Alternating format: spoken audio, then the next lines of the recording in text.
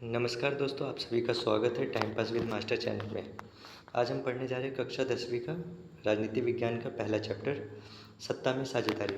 सत्ता में साझेदारी का सामान्य अर्थ ये है कि किसी एक व्यक्ति के हाथ में पावर का ना होना, यानी कि जो पावर मिलती है उसको सभी कुछ व्यक्ति या सभी में समान रूप से बांट देना। तो आइए देखते हैं कि इस चैप्टर की आवश्यकता इस पाठ में क्यों पड़ती है और किस तरीके से इस किताब में हम इस चैप्टर को देखते हैं।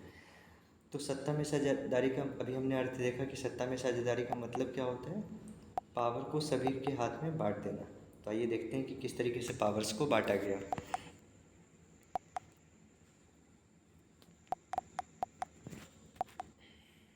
हाँ, स्मरणीय तथ्य में हम देखते हैं कि किस तरीके से सत्ता में बंटवारे का विचार स्वाभाविक रूप से लोकतंत्र से जुड़ा हुआ है। यानी कि जो सत्ता का बंटवारे का जो अर्थ है वो किससे जुड़ा हुआ है, लोकतंत्र से जुड़ा हुआ है। लोकतंत्र किसे कहते हैं, तो लोकतंत्र का मतलब होता है जहाँ पे लोगों के द्वारा या लोगों के किसी प्रतिनिधि के द्वारा वहाँ पे क्या होता है, जो शासन चलाया जाता है।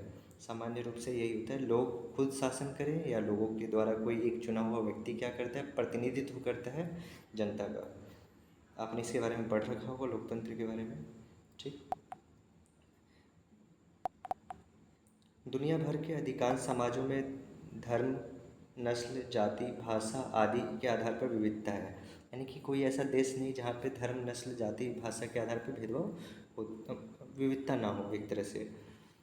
इसलिए समाज में मौजूद सभी विविध समूहों और विचारों को उचित सम्मान दिया जाना चाहिए। यानी कि सभी को क्या देनी चाहिए, इक्वलिटी देनी चाहिए।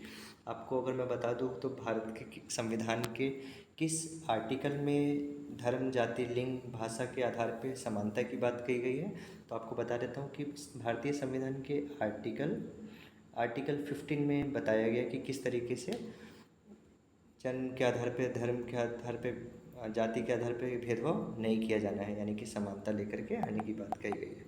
ठीक, आइए चलते, हाँ आगे बढ़ते हैं, देखते हैं कि किस तरीके से और आगे बात करते हैं। अब एक हम इसमें देखेंगे, कहानी देखेंगे किसके बारे में, बेल्जियम की कहानी देखते हैं। बेल्जियम की कहानी में हम देखते हैं कि क्या होता है वहाँ पे। तो 59% आबादी फ्लेमिश क्षेत्र में रहती है और डच भाषा बोलती है। यानी कि 59% आबादी फ्लेमिश क्षेत्र में रहती है और कौन सी भाषा बोलती है, डच। और 40% लोग वेनेनिया क्षेत्र में रहते हैं और फ्रेंच भाषा बोलते हैं। यानी कि आबादी किसकी ज़्यादा है, डच बोलने वालों की, और फ्रेंच बोलने वालों की आबादी 40%। राजधानी ब्रेसल्स में 80% आबादी फ्रेंच भाषी है। यानी कि राजधानी में इनकी संख्या क्या है, ज़्यादा, जो फ्रेंच भाषा बोलते हैं। जबकि 20% ही डच भाषी है। यानी कि राजधानी में इनकी संख्या कम है। तो आइए देखते हैं कि क्या होता है। अल्पसंख्यक फ्रेंच भाषी समुदाय अपेक्षाकृत समृद्ध और शक्तिशाली रहा है। यानी कि जो फ्रेंच भाषा जो बोलने वाले लोग हैं, जिनकी संख्या कितनी है, 40% है, वो क्या है, समृद्ध है। इसने 1950 और 1960 के दशक में दोनों समुदायों के बीच तनाव पैदा कर दिया। यानी कि 1950 और 60 में दोनों समुदायों के बीच में तनाव पैदा कर दिया। देखते हैं कि तनाव क्या रंग रूप लेकर के आएगा सामने। डच बोलने वाले लोग देश में बहुमत में थे। यानी कि जो डच बोलने वाले थे वो देश में बहुमत थे, लेकिन राजधानी ब्रुसेल्स में अल्पसंख्यक, यानी कि राजधानी में क्या थे, कम थे। अभी हमने देखा कि उनकी आबादी जो थी 59% थी। अभी हमने देखा कि उनकी आबादी कितनी थी, 59% देश में, और 40% फ्रेंच की थी। लेकिन जब राजधानी की बात आती है तो इनकी आबादी 80% हो जाती है। यानी कि राजधानी में इनके लोग ज़्यादा रहते थे। तो देखते हैं कि इससे क्या प्रभाव पड़ेगा। डच बोलने वाले लोग देश में बहुमत में थे, लेकिन राजधानी ब्रुसेल्स, यानी कि इनकी राजधानी क्या है, ब्रुसेल्स, याद रखना कि इनकी राजधानी क्या है, ब्रुसेल्स। 1970 से 93 में के बीच बेल्जियम ने अपने संविधान में 4 संशोधन सिर्फ इसलिए किए ताकि देश में किसी को बेगानेपन का एहसास ना हो एवं सभी मिलजुल कर रहें। यानी कि उन्होंने 4 संशोधन सिर्फ इसीलिए कर दिए। संशोधन का मतलब क्या होता है, संशोधन का सामान्य अर्थ होता है, सिर्फ यहाँ पर समझेंगे हम संशोधन का मतलब क्या होता है। सामान्य अर्थ होता है संशोधन का बदलाव करना, किसी चीज़ में चेंजेस करना। संशोधन शब्द का सामान्य रूप से हम प्रयोग जो है, संविधान में बदलाव जब हम करते हैं तो उसके लिए प्रयोग करते हैं, संवैधानिक संशोधन बोलते हैं। सामान्य अर्थ ये है कि बदलाव करना। तो उन्होंने 4 बार बदलाव किए। ठीक, ये थोड़ी सी वहाँ की राजधानी बताई गई, देश बताया गया कि किस तरीके से बेल्जियम हो, और यहाँ पे आप देख रहे होंगे कि ब्रुसेल्स है। ठीक, बगल में जर्मनी आप देख रहे होंगे। ठीक, ये फ्रांस है। ठीक, चलिए आगे बढ़ते हैं। तो ब्रुसेल्स में हमने अभी देखा कि किस तरीके से ब्रुसेल्स में वैसे तो बेल्जियम में कितने परसेंट लोग थे, जो डच बोलने वाले थे वो 59 थे और फ्रेंच बोलने वाले 40, लेकिन जो राजधानी थी उसमें 20% फ्रेंच बोलने वाले और डच बोलने वाले 80%। तो टकराव को रोकने के लिए क्या क्या कदम उठाए गए, अब इसको हम देखते हैं कि किस तरीके से इन लोगों ने टकराव को रोकने के लिए कौन कौन से कदम उठाए। तो आइए देखते हैं। टकराव को रोकने के लिए केंद्र सरकार में डच व फ्रेंच भाषी मंत्रियों की संख्या समान की गई, यानी कि जो मंत्री थे उनकी संख्या को क्या किया गया, समान किया गया। तो देखते हैं कि किस प्रकार से इन लोगों ने सामान्य किया। केंद्र सरकार की अनेक शक्तियां देश के 2 इलाकों की क्षेत्रीय सरकार को दे दी गई, यानी कि केंद्र सरकार ने अपने आप को भी क्या कर लिया, बांट दिया, पावर दोनों को दे दी गई, कुछ कुछ अधिकार दोनों को दिए गए। ब्रुसेल्स में अलग सरकार है, इसमें दोनों समुदायों को समान प्रतिनिधित्व दिया गया, यानी कि ब्रुसेल्स में गवर्नमेंट अलग थी, इसलिए यहाँ पे समान प्रतिनिधित्व यानी कि दोनों को बराबर प्रतिनिधित्व दिया गया। सामुदायिक सरकार का चुनाव निर्माण इनका चुनाव संबंधी भाषा के लोगों को के द्वारा होता है। इस सरकार के पास सांस्कृतिक, शैक्षिक तथा भाषा संबंधी शक्तियाँ हैं, यानी कि इनके पास में ये सभी अधिकार दिए, सांस्कृतिक, शैक्षिक, ठीक, भाषा संबंधी अधिकार यानी कि शक्ति इनको दिया गया। ठीक, तो देखते हैं कि इससे क्या फर्क पड़ेगा आगे। अब एक और देश की बात कर लेते हैं, श्रीलंका। देखते हैं कि श्रीलंका में क्या होता है। ये श्रीलंका जो है भारत के नीचे पाया जाता है। भारत के नीचे का अर्थ है कि यानी कि भारत के अगर हम आप पूर्व पश्चिम यानी कि इस तरीके से अगर हम बांट लेते हैं पूर्व पश्चिम, तो पूर्व पश्चिम, उत्तर और दक्षिण में, यानी कि यहाँ पर दक्षिण में पाया जाएगा कौन, श्रीलंका। आप अक्सर जानते होंगे। अच्छा, थोड़ा सा मैप वगैरह की का एक बार देख लिया करो कि कौन सा मैप कहाँ पे किस के पास में भारत जो है वो कहाँ पे, पड़ोसी देश भारत का क्या है, भारत की स्थिति क्या है नक्शे में, जिससे आपको मैप वगैरह में देश को जानने में कठिनाई नहीं होगी। ठीक, दक्षिण क्षेत्र के अन्य देशों की तरह श्रीलंका की आबादी में भी कई जातीय समूह हैं। श्रीलंका 1948 में एक स्वतंत्र देश बना। आपको पता होना चाहिए कि श्रीलंका कब स्वतंत्र देश बना, 1948 में। अच्छा, यहाँ पर 2 तरीके के हम समुदायों की बात करेंगे। एक तो सिंहली हो गई, जो वहाँ की आबादी के लोग हैं, यानी कि श्रीलंका के जो लोग हैं उनका नाम क्या है, सिंहली समुदाय। और दूसरा जो हम अब देखेंगे, कहीं ना कहीं इनका नाम अक्सर फेमस हो जाता है, जिनके बारे में अभी हम देखने भी जा रहे हैं। ठीक, उनका नाम क्या है, तमिल। अब तमिल के बारे में, यानी कि यहाँ पर जो है हम 2 के बारे में देखेंगे किस तरीके से इन दोनों के बीच में गर्मा गर्मी का माहौल रहता है। पहला हो जाएगा सिंहली और दूसरा हो जाएगा तमिल। तो देखते हैं कि किस तरीके से यहाँ पे जो सिंधी समुदाय के नेता ने अपनी बहुसंख्या के आधार पर सरकार पर प्रभुत्व स्थापित करना चाहा। इस वजह से लोकतांत्रिक रूप से चुनी गई सरकार ने सिंहली सर्वोच्चता स्थापित करने वाली बहुसंख्यकवादी उपायों की एक श्रृंखला को अपनाया। ठीक, इन्होंने इन चीज़ों को अपनाया।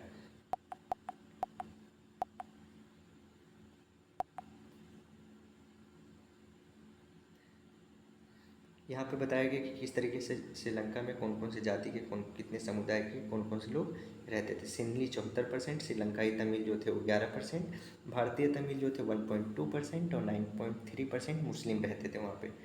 ठीक, 1956 में कानून के द्वारा उठाए गए कुछ कदम बताए गए। सिंहली को एकमात्र राजभाषा बना दिया गया, यानी कि जो सिंहली है वही केवल एकमात्र राजभाषा रहेगी। इस प्रकार तमिल भाषा की उपेक्षा की गई, यानी कि उनको अनदेखा किया गया। बौद्ध धर्म को राज्य का संरक्षण प्राप्त था। विश्वविद्यालय एवं सरकारी नौकरियों में सिंहली भाषी लोगों को प्राथमिकता दी गई। ठीक, इस तरीके से यहाँ पे इन चीज़ों के बारे में हम देखेंगे कि क्या क्या यहाँ पे होगा।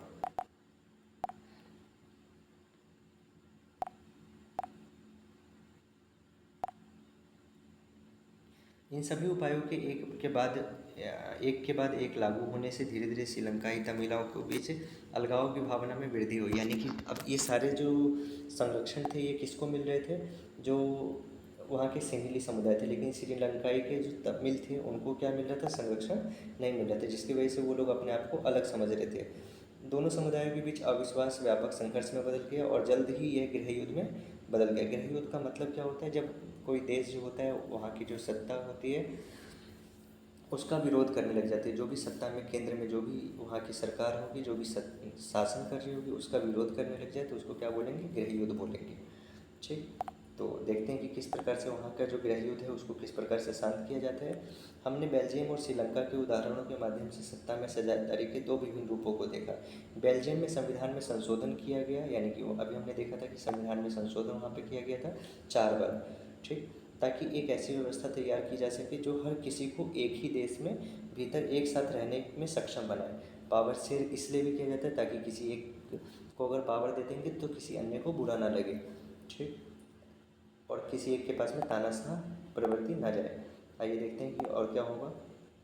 श्रीलंका में बहुसंख्यक के उपायों को अपनाया गया, बहुसंख्यकवाद को, जिसके कारण तमिलों के बीच अलगाव हो गया, जिसकी परिणति गृह युद्ध में हुई, यानी कि उसका रिजल्ट क्या रहा, गृह युद्ध। तो ये श्रीलंका से हमें सीखने को मिलता है कि अगर किसी जो बहुसंख्यक है उनको अगर हम पावर दे देते हैं तो इससे क्या होगा, जो अल्पसंख्यक लोग होंगे, बहुसंख्यक का मतलब जिनकी संख्या ज़्यादा है और अल्पसंख्यक का मतलब जिनकी संख्या कम है, तो अल्पसंख्यक क्या होंगे, नुकसान होगा, उनको कुछ ना कुछ संरक्षण नहीं मिलेगा, जिसकी वजह से उनकी मन में अलगाव वाली फीलिंग्स आएगी, जैसे कि वो कुछ है ही नहीं। एग्जाम्पल के लिए आपके घर में अगर 2 भाई या 2 बहन हैं, ठीक, अगर किसी एक व्यक्ति को विशेष अधिकार मिलता है और किसी एक को ना मिले तो ऐसा प्रतीत होगा आप उस घर के अंग हैं ही नहीं, ठीक।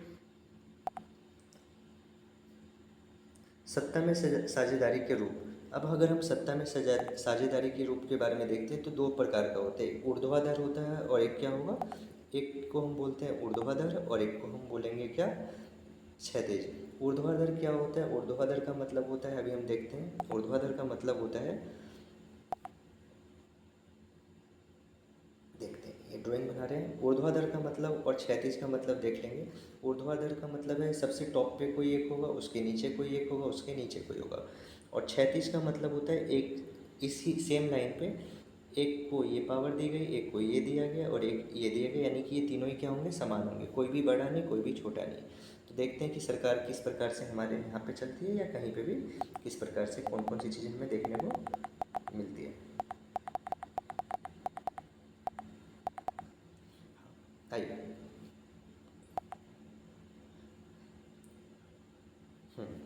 सत्ता में साझेदारी की बात अगर हम करेंगे तो सत्ता में ऊर्ध्वाधर वितरण के बारे में देखते हैं। सरकार के विभिन्न स्तरों के मध्य सत्ता का वितरण, जैसे भारत में आप देख सकते हैं कि केंद्रीय सरकार, राज्य सरकार और स्थानीय सरकार, इसी आधार पर इनके कुछ विशेष सूची भी होते हैं जो केंद्र सूची, राज्य सूची और समवर्ती सूची में बटा होता है। सूची का मतलब है कि केंद्र सरकार क्या काम कर सकती है, राज्य सरकार क्या काम करेगी और स्थानीय सरकार क्या काम करेगी, ठीक, ये उसमें कार्य बटे हुए हैं। क्या मैंने नाम बताया, संघ सूची, राज्य सूची और समवर्ती सूची। संघ सूची केंद्र से संबंधित है, राज्य सूची राज्य से, और समवर्ती सूची कुछ ऐसे विषय हैं जो दोनों को ही नहीं दिए गए लेकिन वो किसके पास है, केंद्र के पास। आइए, सत्ता के का क्षैतिज वितरण, यानी कि सत्ता का क्षैतिज वितरण, अभी मैंने बोला कि एक लाइन बना लेते हैं, इस पे सभी लोग क्या होंगे, बराबर होंगे, ठीक। तो भारत में सेम सिमिलर जो है विधायिका, कार्यपालिका और न्यायपालिका। विधायिका, कार्यपालिका और न्यायपालिका किसे कहते हैं, तो विधायिका का कार्य होता है विधि बनाना, कार्यपालिका का काम होता है उसको लागू करवाना, और न्यायपालिका का काम होता है दोनों पे निगरानी करना कि न्यायपालिका से कोई गलती ना हो जाए या किसी और व्यक्ति से अगर कोई गलती है तो उसमें सुधार करना, मतलब न्याय की सभी तरीके से बात करना किसका काम होता है, न्यायपालिका का। आइए देखते हैं कि और क्या है। हाँ, विभिन्न सामाजिक समूहों, मसलन भाषाई और धार्मिक समूहों के बीच सत्ता का वितरण, जैसे बेल्जियम में सामुदायिक सरकार। विभिन्न सामाजिक समूहों, दबावों समूहों, राजनीतिक दलों के मध्य सत्ता का वितरण, ये भी एक प्रकार होता है इस तरीके से। अब बात करते हैं क्षैतिज वितरण। अभी हमने देखा कि क्षैतिज वितरण समान होंगे सभी लोग। विधायिका का काम है विधि बनाना, कानून का निर्माण करना है, जो कौन करता है, लोकसभा, राज्यसभा और राष्ट्रपति। राष्ट्रपति, लोकसभा और राज्यसभा, अगर इसके बारे में अगर आप हमें बताएंगे तो हम इस पर अलग से एक वीडियो बना करके बात कर लेंगे कि लोकसभा क्या होता है, राज्यसभा क्या होता है, राष्ट्रपति क्या होता है। फिलहाल अभी हमने देखा कि विधायिका होती है, विधायिका का काम क्या होता है, विधि बनाना। दूसरा है कार्यपालिका का काम क्या होगा, कानून का क्रियान्वयन, यानी कि जो कानून विधायिका ने बना दिया है उसको क्या करना है, क्रियान्वयन, यानी कि उसको लागू करवाना है। जिसका किसका काम होता है, ये प्रधानमंत्री का काम होता है, मंत्रिपरिषद का काम होता है, और नौकरशाह। नौकरशाह का मतलब जो IAS IPS वगैरह होते हैं इनको नौकरशाह के भीतर लाया जाता है। तीसरा जो है वो न्यायपालिका है। न्यायपालिका का मतलब होता है कानून की व्याख्या करना। कानून जो इन लोगों ने बना दिया है, किसने? विधायिका ने। अब जो कानून बन चुका है उसके बारे में बात करना, उसमें अगर कोई कमी है तो उसमें सुधार करना, ये सभी कार्य जो है वो न्यायपालिका के होते हैं। सर्वोच्च न्यायालय, मुख्य न्यायालय तथा जिला न्यायालय और सत्र न्यायालय, यानी कि इसको 3 भागों में इस तरीके से हम बांट करके देख सकते हैं। सबसे जो ऊपर टॉप पे होता है उसको बोलते हैं सर्वोच्च न्यायालय, उसके नीचे जो होगा उसको बोलते हैं जिला न्याय सॉरी हाई कोर्ट जिसको हम बोलते हैं, उच्च न्यायालय बोलते हैं, और उसके जो नीचे होगा वो अन्य न्यायालय, जिला न्यायालय बोलते हैं। ठीक, इस तरीके से हम बात करते हैं न्यायालयों की। सबसे ऊपर सुप्रीम कोर्ट जिसको सर्वोच्च न्यायालय बोलते हैं, उसके बाद में जो आता है उच्च न्यायालय बोला जाता है, उसके बाद जो आता है उसको जिला न्यायालय या सत्र न्यायालय बोलते हैं। आइए आगे हम देखते हैं। सत्ता में साझेदारी की आवश्यकता। सत्ता में साझेदारी क्यों जरूरत है? अभी हमने थोड़ा सा देखा कि किसी भी व्यक्ति के पास में तानाशाह जैसी बातें जो है वो, किसी एक व्यक्ति को अगर हम अधिकार दे देंगे तो तानाशाह की प्रवृत्ति उत्पन्न होगी, और जो अन्य व्यक्ति होंगे उनको लगेगा कि हमारे साथ में भेदभाव हो रहा है या अलगाववाद हो रहा है। वो अपने आप को उस देश का या उस घर का हिस्सा अपने आप को नहीं समझेंगे। ठीक, तो युक्तिपरक तर्क देखते हैं और नैतिक तर्क देखते हैं कि किस तरीके से ये बात हो रही है। विभिन्न सामाजिक समूहों के मध्य आपसी टकराव को कम करती है। युक्तिपरक राजनीतिक व्याख्या को स्थायित्व प्रदान करती है, ये एक कारण हो गया। नैतिक, सत्ता में साझेदारी लोकतंत्र की आत्मा है, यानी कि लोकतंत्र की आत्मा किसे कहा गया है? सत्ता की साझेदारी को। अच्छा, ये सत्ता की जो साझेदारी है इसके बारे में बताने वाले जो व्यक्ति हैं, आपने 9th क्लास के लुई सोला वाला जो चैप्टर था जिसमें आपने रूसी क्रांति पढ़ा होगा, उसमें बताया गया है कि मॉन्टेस्क्यू जो नाम के एक व्यक्ति हैं जिनका नाम मॉन्टेस्क्यू, उन्होंने सत्ता की साझेदारी की बात कही है। ठीक, नैतिक तर्क में हम देखेंगे कि सरकार को वैधता प्रदान करता है, यानी कि सरकार को क्या बनाता है? लीगल बनाता है, यानी कि उसको मंजूरी देता है कि वो शासन करे। ठीक, इस प्रकार से हमने बात कर लिया कि किस प्रकार से सत्ता में साझेदारी क्यों आवश्यकता है। कोई सवाल हो तो आप कमेंट बॉक्स में हमसे पूछ सकते हैं, मैं बताने की कोशिश करूँगा। आइए, ऊर्ध्वाधर वितरण हम देख लेते हैं। ऊर्ध्वाधर अभी हमने देखा क्षैतिज वितरण। ऊर्ध्वाधर में क्या होता है? सबसे शीर्ष पे, यानी कि सबसे टॉप पे गवर्नमेंट होती है जिसको केंद्र सरकार बोलते हैं। अच्छा, संविधान में संघ सरकार लिखा हुआ है, ना कि केंद्र सरकार। संघ सरकार, इसके लिए संघ सूची बनाई गई है। अभी मैंने बताया कि संघ सूची और राज्य सूची, राज्य सूची और संघ सूची की बात की गई है कि किस प्रकार से शासन चलाया जाएगा। इसी को क्या बोलते हैं? ऊर्ध्वाधर वितरण बोलते हैं। और दूसरा नंबर पे आ जाता है राज्य सरकार, यानी कि प्रांतीय जो राज्यों के लिए होती है। तीसरे नंबर पे आ जाता है स्थानीय स्वशासन, जो ग्राम पंचायत वगैरह, ब्लॉक समिति, जिला परिषद, ये चीज़ें होती है। इसको हम क्या बोलते हैं? ऊर्ध्वाधर, यानी कि सबसे टॉप पे केंद्र सरकार, उसके बाद में राज्य सरकार, उसके बाद में स्थानीय सरकार, यानी कि इस तरीके से हमारे यहाँ पर शासन होता है। तो इस तरीके से हमने देखा कि किस तरीके से पावर को बांटा गया है सभी अलग अलग लेवल पे। अभी हमने मेनली देखा कि किस तरीके से यहाँ पे सत्ता में साझेदारी की गई है, और इस तरीके से हमने देखा कि सत्ता की साझेदारी में क्षैतिज वितरण जिसमें विधायिका, कार्यपालिका और न्यायपालिका, और दूसरा हमने देखा ऊर्ध्वाधर वितरण। ऊर्ध्वाधर वितरण में केंद्रीय सरकार, राज्य सरकार और स्थानीय स्वशासन। एक दो पॉइंट्स हैं। गृह युद्ध किसे बोलते हैं? मैंने बीच में भी बताया कि गृह युद्ध किसे बोलते हैं। किसी देश में सरकार विरोधी समूहों की हिंसक लड़ाई ऐसा रूप ले कि वह युद्ध सा लगे तो उसे गृह युद्ध बोलेंगे। जैसे अभी हमने देखा श्रीलंका में हुआ, जो गृह युद्ध की स्थिति में बदल चुका था। गृह युद्ध का फिर से मतलब बताता हूँ, किसी देश में सरकार का विरोध, जो भी सरकार का विरोध करेगा और ऐसा लगे कि वो हिंसक लड़ाई में बदल चुका है तो उसे गृह युद्ध बोलेंगे। बहुसंख्यक का मतलब होता है जिनकी संख्या ज़्यादा हो। यह मान्यता कि अगर कोई समुदाय बहुसंख्यक है तो वह अपने मनचाहे ढंग से देश का शासन कर सकता है। इसके लिए वह अल्पसंख्यक समुदायों की जरूरत या इच्छाओं की अवहेलना कर सकता है। इसको क्या बोलेंगे? बहुसंख्यकवाद बोलेंगे। और बहुसंख्यक का मतलब मैंने बताया ये जिनकी संख्या ज़्यादा हो। इसके क्वेश्चन आंसर की हम अलग से वीडियो बनाएंगे। अगर कोई और डाउट हो तो आप कमेंट बॉक्स में पूछ सकते हैं। नमस्कार आप सभी का।